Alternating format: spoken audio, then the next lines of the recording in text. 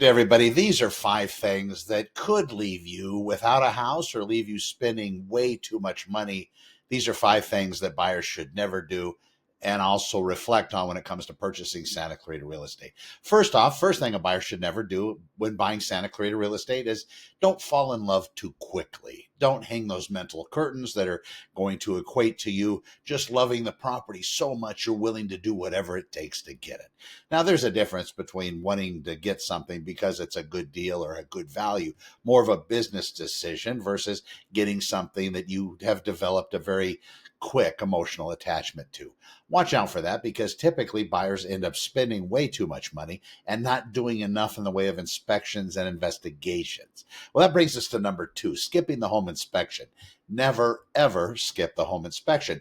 Even buying new residential real estate, believe it or not, from a new home builder, my suggestion is make sure you do get a home inspector to look at the property. Now, home inspectors come in all shapes and sizes, different certifications. Just make sure the ones you're using have all the proper documents, the proper certifications and education. You can find that out just by calling them. They should have some online resource that'll be able to give you what kind of certifications and credentials they actually carry. They'll point out certain things that might have you prevent future problems with the property, maybe maintenance issues, maybe large trees, root systems that might be not impacting the property yet, but could in the future. In addition, they'll talk to you about grade, electrical, they'll talk to you about the roof, they'll talk to you about all the components of the house, the ones that you need to pay attention to. And also, it's a good guide for you to maybe seek a request for repairs for the health and safety stuff from the seller, depending on the type of market you happen to be in.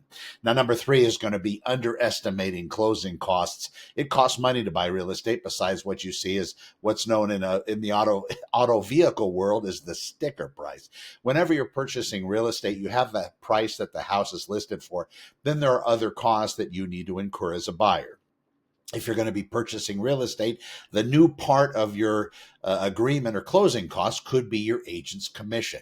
But if your agent is going to only seek compensation from the seller, then that won't be part of your cost. The other three things that typically you'll encounter as a real estate buyer are going to be your lender's fee, which could be 1% or 1% of the purchase price. So out of $1 million property, it could be somewhere around $10,000. But again, make sure you talk to them and find specifically what that fee would be. You're part of title, you're part of escrow, and they're about somewhere around 1% each. So closing costs, besides what you may pay a buyer's agent, are going to be somewhere around 3% or less. It's just going to depend on the market where you happen to be purchasing, but you can do a lot with that. You can either put it into the transaction in the form of a deposit or in the form of your down payment.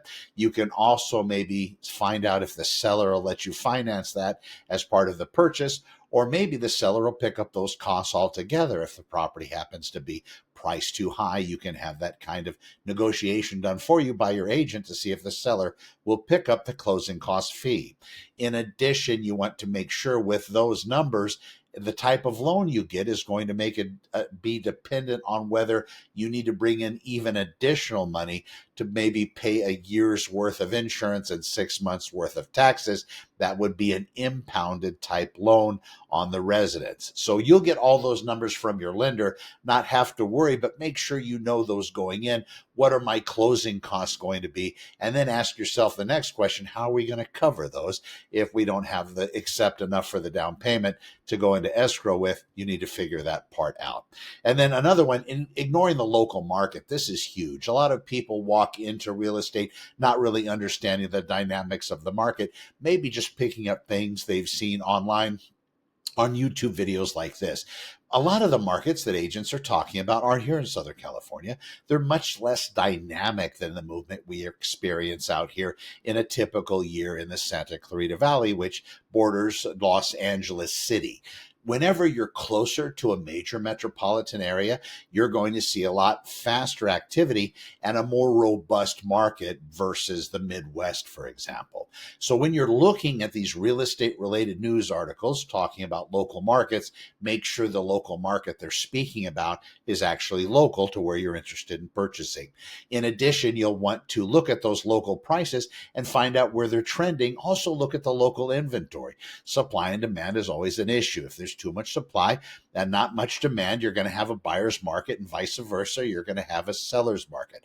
Knowing the market going in, you'll be able to gauge your movements and your strategy the best to help support what your actual goals will be. And then finally, rushing into an offer. This is always good advice. Do not do that. If the market is moving quickly, you'll know that, and then you'll be able to adjust accordingly. But typically, the seller isn't going to take the first thing that gets submitted, especially in a highly competitive market. Usually, they're going to give a window of time.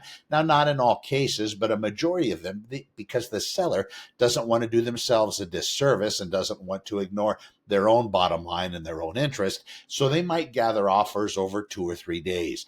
That being the case, as long as yours is competitive with the others, more than likely you'll get some kind of a response. But again, it's not guaranteed. What I would do is when I talk to my clients, depending on strategy, we usually try to go with our best offer forward, maybe leaving room depending on where that seller's price happens to be. If they've tried to undercut the market as part of their strategy to get a multiple offer scenario moving, then that next step would be maybe to offer accordingly. At least we're in the game and we'll get a response to our offer and then have an idea what highest and best might look like. That's going to be up to your agent to try to find out where you need to be. But at the end of the day, make sure you always understand you're the boss and your agent should be treating you that way. If you're about to make a mistake, like I do with my clients, I inform them. But at the end of it, if they still want to proceed and do things, at least I've made my point, and then we take it from there. In most cases, things do work out. I will not let my clients get too far ahead of themselves and cause themselves issues. But you need to find the right agent in order for that to happen. Thank you so much for watching. If you want to get more information, you can go to Santa Clarita openhouses.com. If you want to have a moment with me and get on a Zoom meeting, 30 to 45 minutes to talk about buying and selling real estate in Santa Clarita or anywhere else, you can do that. ZoomMeSCV.com. We'll jump on a Zoom meeting together, and then I'll be able to talk with you and listen to what you're looking to do in real estate, and then I will be able to help.